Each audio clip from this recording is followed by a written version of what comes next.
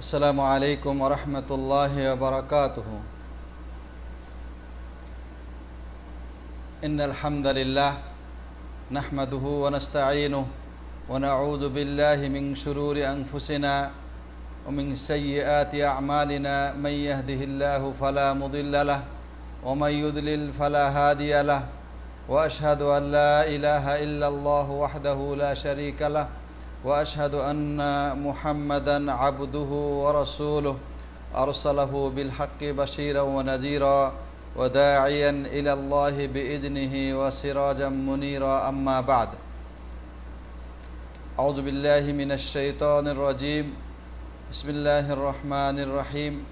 يسألونك عن المحيض قل هو أذى فاعتزلوا النساء في المحيض ولا تقربوهن حتى يطهرن فإذا تطهرن فأتوهن من حيث أمركم الله. সকল প্রশংসা মহান রব্বুল আলামিনের জন্য নিবেদিত। অতঃপর দরুদ ও সালাম তার প্রিয় রাসূল মুহাম্মদ সাল্লাল্লাহু আলাইহি সাল্লাম এবং তার পরিবারবর্গের প্রতি অগণিত ধারায় বর্ষিত হোক। প্রাণপ্রিয় দিনী ভাই ও বোনেরা, যে যেখানে আছেন সকলকে অন্তঃস্থল থেকে শুভেচ্ছা অভিনন্দন জানিয়ে আজকে আমি লাইভ শুরু করছি।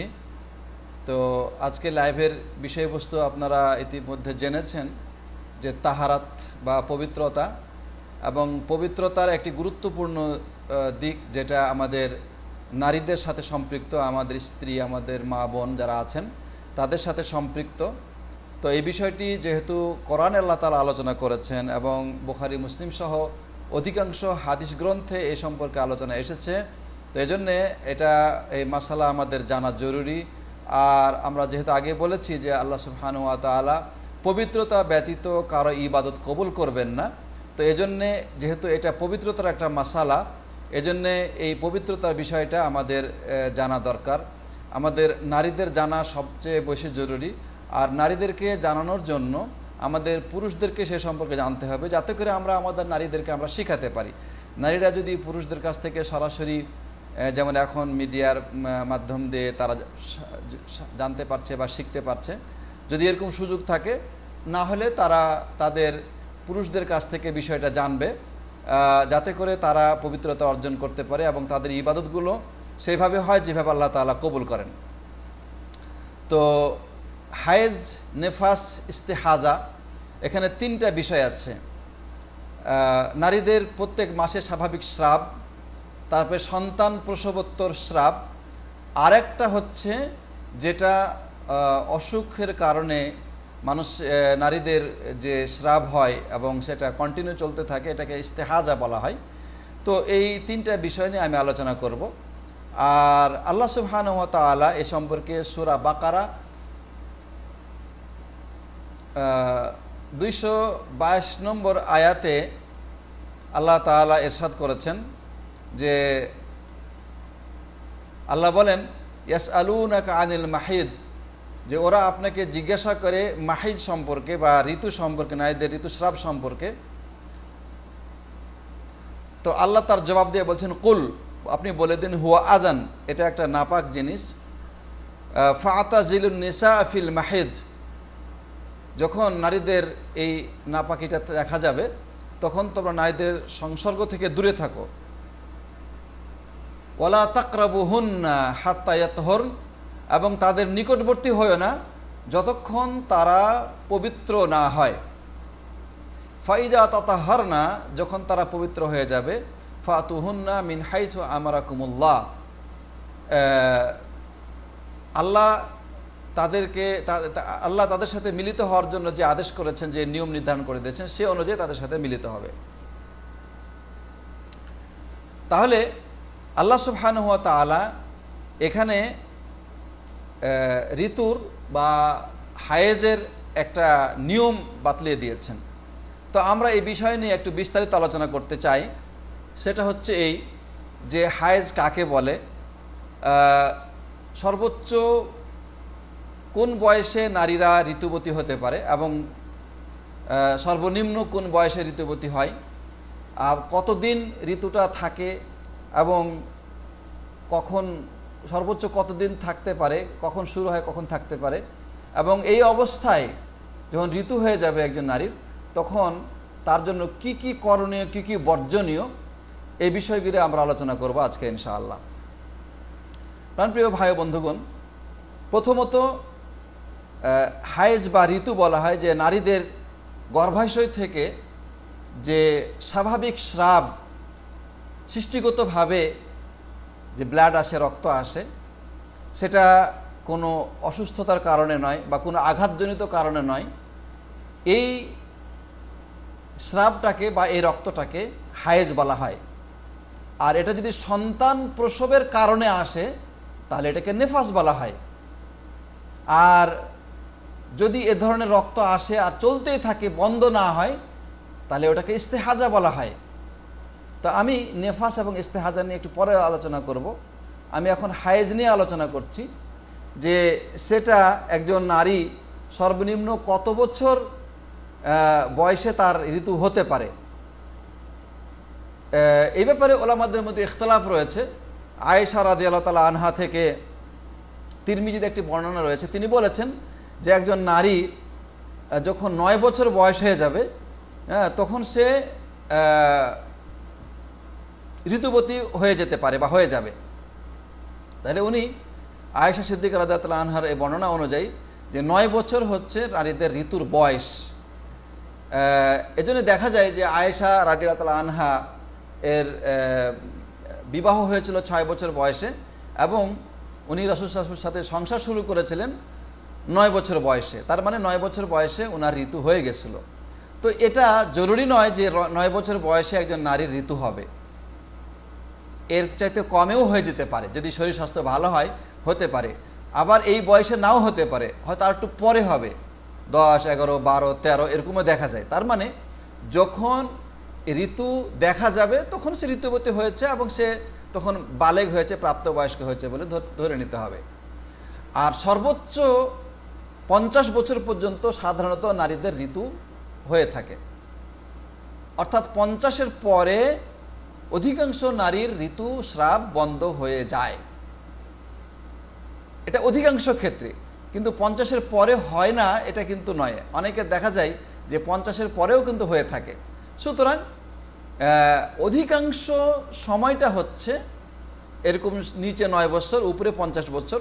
9 বছর আগেও হতে পারে এবং নাও হতে পারে, তারপরে হতে পারে, আর 50 পর্যন্ত চলতে পারে, 50-এর পরেও কিন্তু হতে পারে।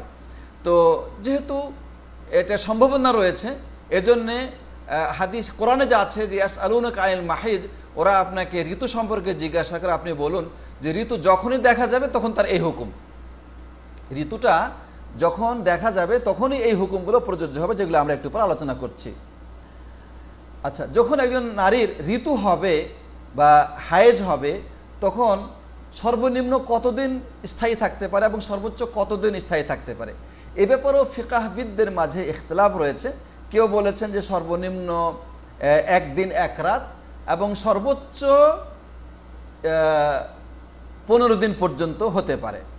কিন্তু এই সমস্ত কথার উপরেও কিন্তু নির্ভরযোগ্য বা হাদিস থেকে কোনো দলিল নাই। এটাও নির্ভর করছে আপনার পরিবেশের উপরে, নারীর শরীরের উপরে, শারীরিক কন্ডিশনের উপরে নির্ভর করছে এই বিষয়গুলা। তো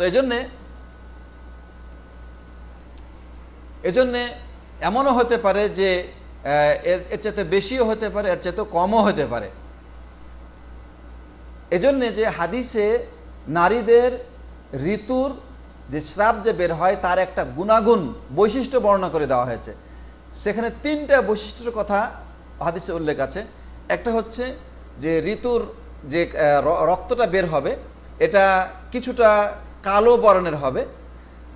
দ্বিতীয়ত সেটা হবে গাঢ়, পাতলা নয়, একটু গাঢ় হবে। আর তৃতীয়ত দুর্গন্ধযুক্ত হবে। এই 3টা বৈশিষ্ট্য যদি পাওয়া যায় অথবা যে কোনো একটা বৈশিষ্ট্য পাওয়া যায়, তাহলে বুঝতে হবে যেটা কি ঋতুস্রাব। এবং এটা এই ধরনের বৈশিষ্ট্য সম্বলিত যে ব্লাড পাওয়া যাচ্ছে, সেটা যে কয়দিন থাকবে সে কয়দিন ওই নারীর ঋতু আছে বলে গণনা করতে হবে, এবং তার যে বিধিবিধান আছে সেগুলি সেখানে মানতে হবে। এবার আসুন আমি আপনাদের সামনে আলোচনা করব যে একজন নারীর ঋতু অবস্থায় সে তার জন্য কি কি করণীয় এবং কি কি বর্জনীয়। 1 নম্বর কথা হচ্ছে যে ঋতু অবস্থায় সহবাস করা হারাম।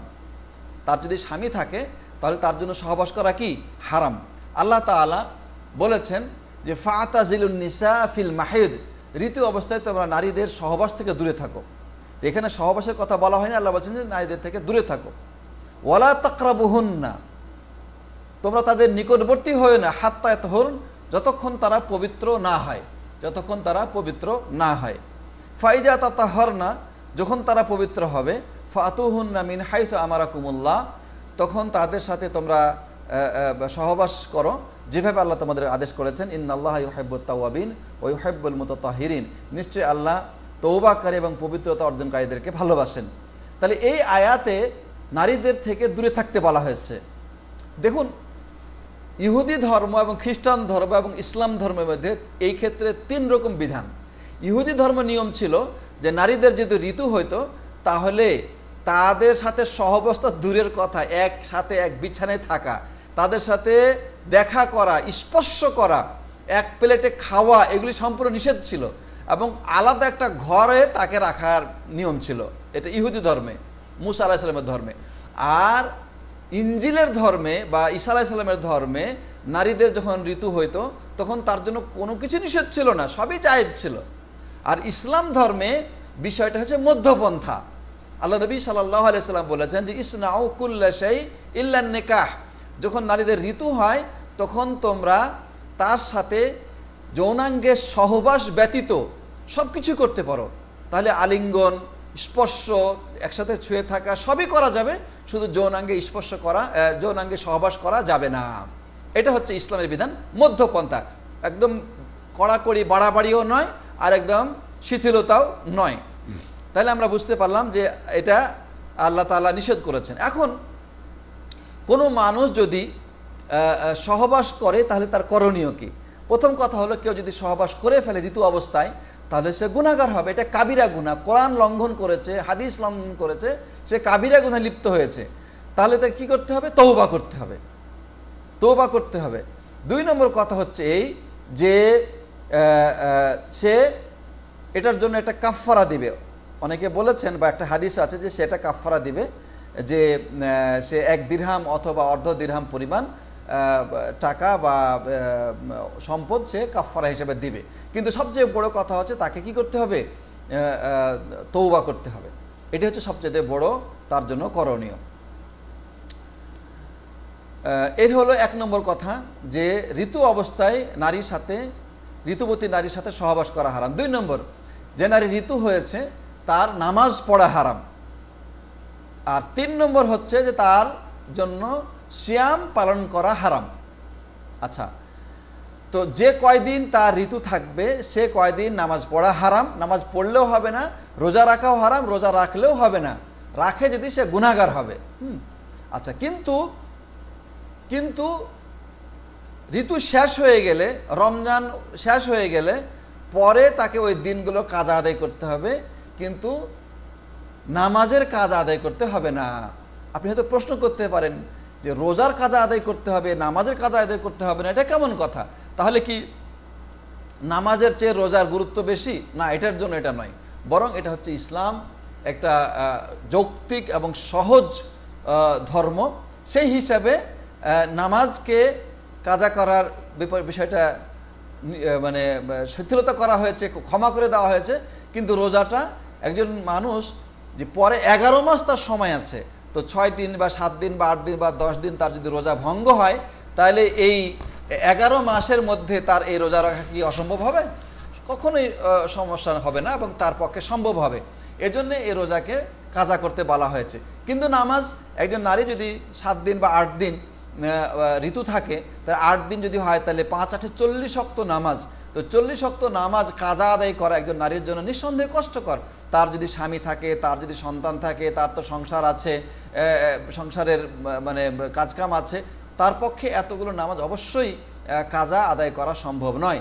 এজন্য ইসলাম দয়ার ধর্ম। ইসলাম বলে দিয়েছে যে না, এটা কাজা আদায় করতে হবে না। আয়েশা সিদ্দিকা রাদিয়াল্লাহু আনহা বলছেন যে রাসূল সাল্লাল্লাহু আলাইহি ওয়াসাল্লামের যুগে নারী ঋতুবতী হলে তাদেরকে রোজার কাজা আদায় করার আদেশ করা হতো, কিন্তু নামাজের কাজা আদায় করার নির্দেশ দেওয়া হতো না। এটা বুখারী মুসলিমের হাদিস।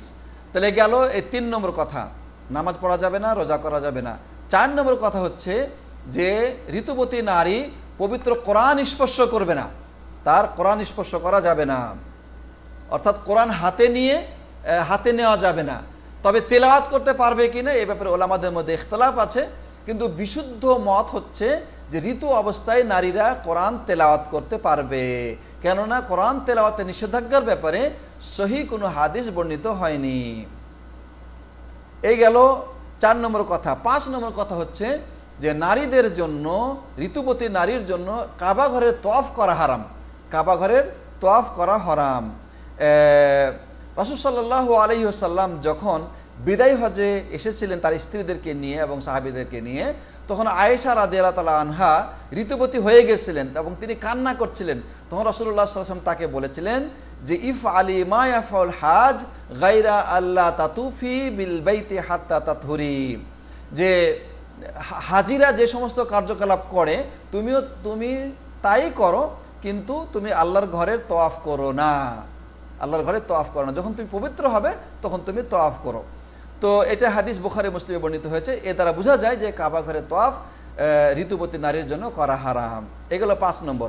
6 নম্বর কথা হচ্ছে যে ঋতুবতী নারী মসজিদে অবস্থান করবে না, যে কোনো আল্লাহর ঘর মসজিদে অবস্থান করবে না। অবস্থানের অর্থ হচ্ছে সেখানে স্টে করা বা কিছু করার জন্য থাকা, হ্যাঁ, এটা করা চলবে না। আল্লাহ নবী সাল্লাল্লাহু আলাইহি ওয়াসাল্লাম বলছেন যে ফাইন্নি লা উহিল্লু আল মাসজিদা লিহাইদিন ওয়ালা জুনুব, সহবাসজনিত বা স্বপ্নদোষজনিত নাপাকি ব্যক্তি এবং ঋতুবতী নারীর জন্য আমি মসজিদে অবস্থান করাটাকে হালাল মনে করি না। যদি এই হাদিসটা আবু দাউদে রয়েছে এবং অনেকে এটাকে জয়ীফ বলেছেন, কিন্তু আরেকটা হাদিস দ্বারা এটা বোঝা যায় যে আল্লাহ নবী সাল্লাল্লাহু আলাইহি ওয়াসাল্লাম, এই হাদিসটা বুখারী মুসলিমে রয়েছে, যে যখন মসজিদে তিনি ইতিকাফ করতেন, আয়েশা রাদিয়াল্লাহু তাআলা আনহা আসতেন, তো মসজিদের বাহিরেই আয়েশা থাকতেন, আল্লাহ নবী সাল্লাল্লাহু আলাইহি ওয়াসাল্লাম মাথা বের করে দিতেন এবং ওই মাথা তিনি মাঝে মাঝে ধুয়ে দিতেন। তো এ দ্বারা বোঝা যায় যে মসজিদে ঋতুবতী নারীর অবস্থান করা কি নাই, জায়েজ নাই। তাছাড়া একটি হাদিসে আছে, আল্লাহ নবী সাল্লাল্লাহু আলাইহি ওয়াসাল্লাম যখন আয়েশাকে বললেন যে মসজিদে আমার চাদরটি আছে নিয়ে এসে দাও, তখন আয়েশা বললেন যে আমি তো ঋতুবতী। তখন রাসূল সাল্লাল্লাহু আলাইহি ওয়াসাল্লাম বললেন যে তোমার হাতে তো ঋতু নাই। হ্যাঁ, তাহলে বোঝা যায় যে প্রয়োজন থাকলে, কোনো কাজ থাকলে নারীরা, ঋতুবতী নারী মসজিদে যেতে পারে, কিন্তু অবস্থান করবে না। এই গেল 6 নম্বর কাজ, নিষেধ। 7 নম্বর নিষিদ্ধতা হচ্ছে যে তালাক দেওয়া যাবে না। হ্যাঁ, যদি স্বামী থাকে আর যদি তাকে তালাক দেয় তাহলে ঋতু অবস্থায় তালাক দেওয়া যাবে না। আল্লাহ তাআলা কোরআন কারীমে সূরা তালাকের 1 নম্বর আয়াতে বলছেন যে ফাতাল্লিকুহুন্না লিইদ্দাতিহিন্না, ইদ্যত পালন করা যখন তাদের জন্য উপযুক্ত তখন তোমরা তাদেরকে তালাক দিও, তার মানে ঋতু ছাড়া অবস্থায়। আর বুখারী মুসলিমে হাদিসে বর্ণিত হয়েছে যে আব্দুল্লাহ ইবনে ওমর রাদিয়াল্লাহু তাআলা আনহু যখন তার স্ত্রীকে ঋতু অবস্থায় তালাক দিয়েছিলেন, আল্লাহ নবী সাল্লাল্লাহু আলাইহি ওয়াসাল্লাম তাকে আদেশ করেছিলেন যে তুমি স্ত্রী ফিরিয়ে নাও এবং যখন ঋতু থেকে পবিত্র হবে তখন তুমি তাকে তালাক দিও। তো এই হচ্ছে ঋতু অবস্থায় কি কি করা হারাম তার বিবরণ। এখানে আমরা 7টা পয়েন্ট উল্লেখ করলাম। আচ্ছা, এখন ঋতু শেষ হওয়ার সময় অনেক সময় নারীরা বুঝতে পারে না, হ্যাঁ, যে কিভাবে তার ঋতু শেষ হয়। তো অনেক সময় ঋতু শেষ হওয়ার ক্ষেত্রে ইয়েলো কালার, হলুদ কালারের পানি, অথবা অনেক সময় মেটে কালারের পানি বের হয়, অনেক সময় সাদা পানি বের হয়। তো যদি সাদা পানি বের হয় তাহলে ওই নারী ধরে নিবে যে আমি পবিত্র হয়ে গেছি। সাদা পানিটা হচ্ছে পবিত্রতার লক্ষণ। আর যদি পিত রঙের বা হলুদ রঙের অথবা মেটে রঙের পানি বের হয় তাহলে এই পানিটা যদি তার হায়েজের নির্দিষ্ট সীমা দিনগুলোর ভিতরে বের হয় তাহলে ওটা হায়েজের রক্ত বলে গণ্য হবে।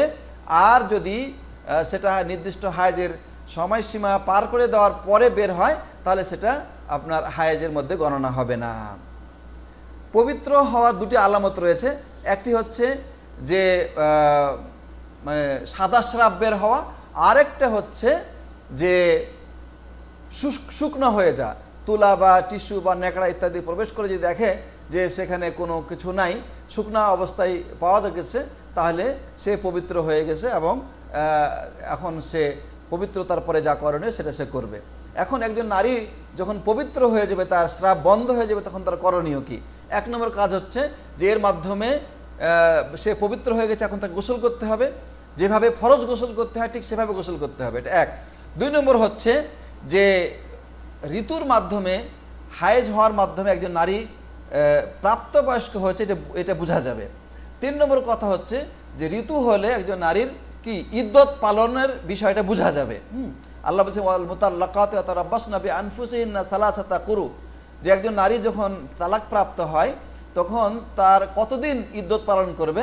আল্লাহ বলছেন সালাসাতা কুরু, 3 কুরু বা 3 বার হায়েজ হওয়া, অর্থাৎ তালাকের পরে 3 বার যদি তার ঋতু হয় তাহলে তার ইদ্যত শেষ হয়ে যাবে।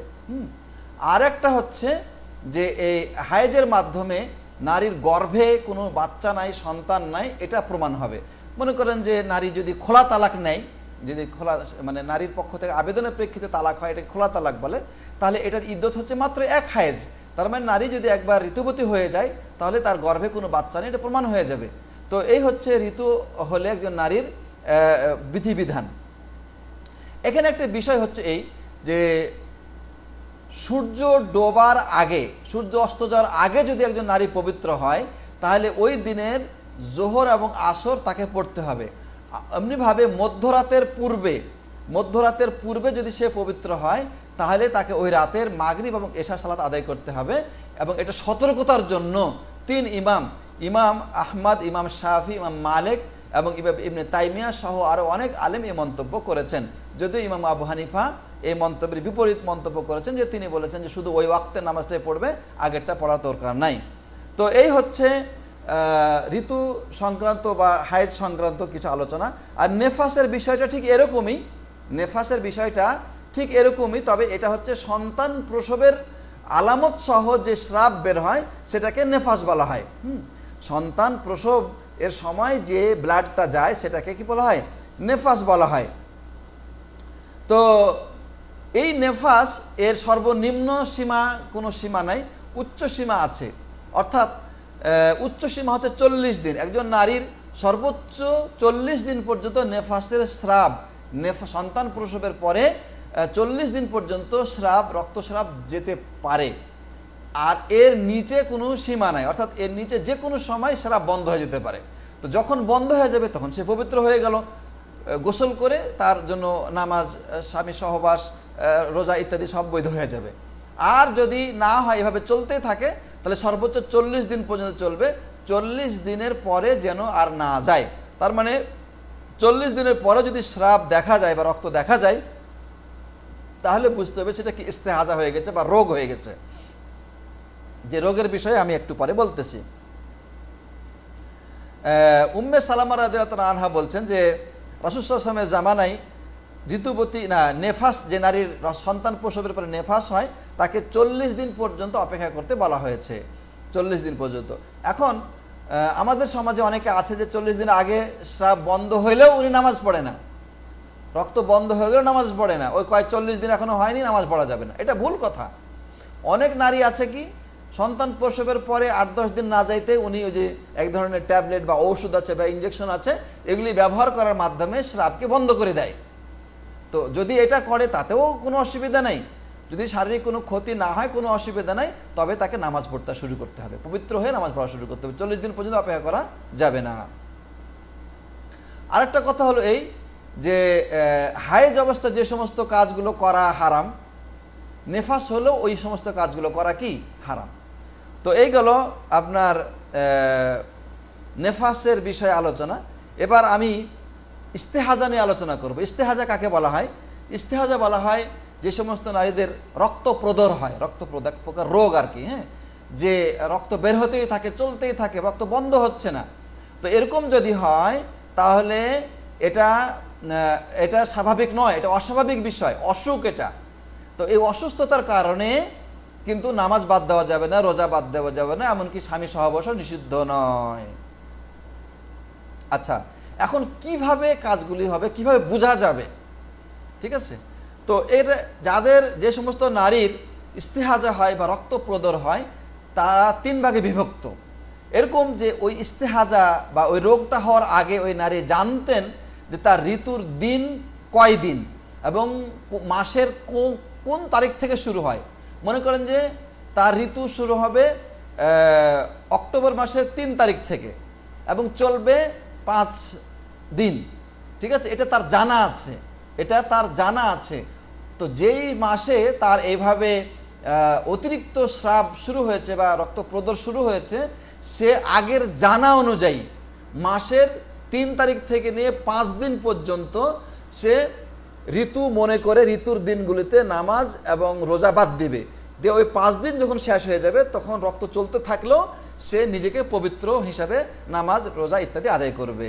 এটা হচ্ছে একটা অবস্থা। দ্বিতীয় অবস্থা হচ্ছে এই যে ঋতুর দিন এবং তারিখ তার মনে নাই, যে গত মাসে কখন ঋতু হয়েছিল এবং কতদিন ছিল এটা তার মনে নাই বা জানা নাই। এরকম যদি এরকম হয় যে ঋতুর দিনগুলো গত মাসে কখন হয়েছিল এবং কয়দিন ছিল তার যদি জানা না থাকে, তাহলে সে যে ব্লাডটা যাচ্ছে, যে স্রাবটা বের হচ্ছে, সেটার গুণাগুণ এর বিষয়টার দিকে লক্ষ্য করবে। যে আমরা একটু আগে আলোচনা করলাম যে যেটা হায়েজের রক্ত সেটা একটু কালো বর্ণের হবে, মানে টকটকে লাল হবে না, একটু কালচে বর্ণের হবে এবং সেটা গাঢ় হবে, পাতলা হবে না, গাঢ় হবে, আর এটা দুর্গন্ধযুক্ত হবে। তো এই 3 শ্রেণীর বা 3 গুণাগুণ বিশিষ্ট বা যে কোনো একটা গুণাগুণ যদি পাওয়া যায় ওই নির্গত রক্তের ভিতরে, তো এরকম বৈশিষ্ট্যমণ্ডিত রক্ত যে কয়দিন বের হবে সেই কয়দিন ওই নারী ঋতুবতী বলে গণ্য হবে। আর এই ধরনের রক্ত ছাড়া আলাদা রক্ত যখন বের হবে তখন সে পবিত্র হয়ে যাবে। কিন্তু যদি এমন হয় যে ওই নারীর যার এরকম অসুখ হয়েছে, সে বুঝতেই পারতেছে না, তার কতদিন ছিল তাও জানে না, মাসের কখন শুরু হইতো তাও তার মনে নাই, মানে রক্তের গুণাগুণ দেখেও তার মানে এটা পার্থক্য করার কোনো জ্ঞান নাই, বুঝতেও পারে না যে এটা মানে হায়েজের রক্ত না ইস্তেহাজার রক্ত, এটা ঋতুর রক্ত না রোগের রক্ত, সব বুঝতেও পারতেছে না। তাহলে এই অবস্থায় সে কি করবে? আল্লাহ নবী সাল্লাল্লাহু আলাইহি ওয়াসাল্লাম এই অবস্থায় তাকে এই হুকুম দিয়েছেন, যেটা হামনা বিনতে জাহাস একজন মহিলা রাসূল সাল্লাল্লাহু আলাইহি ওয়াসাল্লামের জামানায় সে এসে বলেছিল যে ইয়া রাসূলুল্লাহ, আমি উস্তাহাদ, আমার হায়েজ হয়ে গেছে, তা আমি এখন ইস্তেহাজা হয়ে গেছে, মানে আমার রোগ হয়ে গেছে, রক্ত বন্ধ হয় না, আর আমি জানিও না যে আমি কিভাবে কয়দিন আমি নিজেকে ঋতুপতি গণনা করব এবং সিয়াম ইত্যাদি থেকে বিরত থাকব। তখন রাসূলুল্লাহ সাল্লাল্লাহু আলাইহি ওয়াসাল্লাম বললেন যে ইন্নামা হিয়া রাকদাতুম মিনাশ শাইতান, এই যে এই রক্তটা এটা শয়তানের পক্ষ থেকে একটি ধাক্কা, শয়তান ধাক্কা দিয়ে বা শয়তান ক্ষতি করার চেষ্টা করে, যাতে করে একজন নারী একজন মহিলা সে যাতে করে ইবাদত বন্দেগীতে সমস্যায় পড়ে যায়, এজন্য এটা শয়তানের পক্ষ থেকে হয়। তো তিনি বললেন যে যখন এরকম হবে তখন তুমি সাধারণত 6 দিন অথবা 7 দিন, গড়ে 6 দিন অথবা 7 দিন তুমি নিজেকে ঋতুপতি গণনা করবে। রক্তটা যখন শুরু হয় তখন থেকে নিয়ে 6 দিন বা 7 দিন নামাজ রোজা বাদ দিবে, দিয়ে বাকি থাকলো যে 24 দিন অথবা 23 দিন, এই 24 দিন বা 23 দিন তুমি নামাজ আদায় করবে, রোজা রাখবে। তাহলে সমাধান আমরা পেয়ে গেলাম, যে সমস্ত নারীদের কন্টিনিউ স্রাব যেতে থাকে তাদের আমরা সমাধান পেয়ে গেলাম।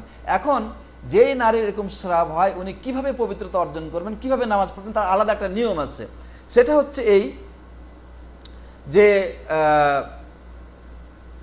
মানে হায়েজের দিনগুলো শেষ হওয়ার পরে সে গোসল করবে, মানে হায়েজ থেকে গোসল করার যে নিয়ম সেই নিয়ম অনুযায়ী সে গোসল করবে। গোসল করার পরে এইভাবে পবিত্র হয়ে গেল, এরপরে প্রত্যেক ওয়াক্তের জন্য আলাদা আলাদাভাবে উনি ওযু করবে। এমন নয় যে জোহরের ওযু দিয়ে আসর পড়বে বা মাগরিবের ওযু দিয়ে এশা পড়বে, এমন যেন না হয়। যখন জোহরের সময় হবে তখন উনি টয়লেটে যেয়ে পবিত্র হবে, পানি দিয়ে ধৌত করবে, করার পরে প্যাড বা প্যান্টি বা জাঙ্গা ইত্যাদি পরে নেবে, যাতে করে ওই রক্ত তার পায়জামা বা জায়নামাজে প্রসারিত না হয়, এটা করে নেবে। তারপরে সে ওযু করবে। এটা কখন বললাম? জোহর ওয়াক্ত হওয়ার পরে সে যে কোনো ওয়াক্তের নামাজের ওয়াক্ত হোক না কেন, ওয়াক্ত হওয়ার পরে সেভাবে পবিত্রতা অর্জন করবে। তারপরে ওযু করবে, করে ওই ওয়াক্তের যতগুলো নামাজ আছে ফরজ, সুন্নাত, নফল যা আছে সব পড়ে নেবে।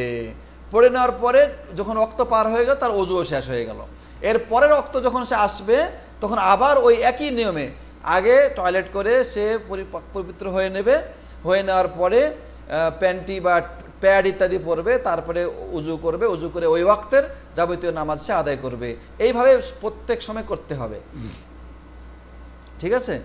তো এই হচ্ছে নারীদের হায়েজ এবং নেফাস সংক্রান্ত বা ইস্তেহাজা সংক্রান্ত মাসলা মাসাইলের বিধিবিধান। তো ইনশাআল্লাহ আমরা এর মাধ্যমে একটা পবিত্রতার গুরুত্বপূর্ণ বিষয় আমরা জেনে নিলাম, এবং এই মাসালাগুলো বলার মাধ্যমে নারী পুরুষের পবিত্রতার যাবতীয় বিধান আমরা মোটামুটি পাঁচটা দর্শের মাধ্যমে শেষ করলাম। এখন এই পবিত্রতা কিসের জন্য দরকার? আমরা আগে আলোচনা করেছি, পবিত্রতা হচ্ছে নামাজের জন্য দরকার। নামাজের পূর্ব শর্ত হচ্ছে পবিত্রতা। আল্লাহ নবী সাল্লাল্লাহু আলাইহি ওয়াসাল্লাম বলেছেন যে মিফতাহুস সালাতে আত-তাহুর, অর্থাৎ পবিত্রতার হচ্ছে নামাজের চাবি। তো এই চাবি কিভাবে বানাইতে হবে এবং চাবির ক্ষেত্রে কি কি করণীয়, সেগুলি নিয়ে আমরা দীর্ঘদিন ধরে আলোচনা শেষ করলাম। এখন নামাজের বিষয়ে আমরা আলোচনা শুরু করব। আগামী দার্স যখন আমাদের আসবে তখন আমরা নামাজের প্রাথমিক বিষয় শুরু করব। নামাজ কাকে বলে, নামাজ কার উপরে ফরজ, তারপরে আজান, তারপরে নামাজের পূর্ব শর্তগুলো কি কি, তারপরে তখন নামাজের বিধিবিধান নিয়ে আমরা আলোচনা শুরু করব ইনশাআল্লাহ। তো আজকে পবিত্রতার বিষয় আমরা এখানে ক্লোজ করলাম। আল্লাহ সুবহানাহু ওয়া তাআলা আমরা যা বললাম, যা শুনলাম, তা যেন আমাদেরকে আমল করার তৌফিক দান করেন, এবং আমরা যেন পবিত্র অবস্থায় আল্লাহর ইবাদত করতে পারি, আমাদের সেই তৌফিক দান করেন। আমিন। সাল্লাল্লাহু আলা নবিয়িনা মুহাম্মদ ওয়া আলা আলিহি ওয়া সাহবিহি আজমাইন।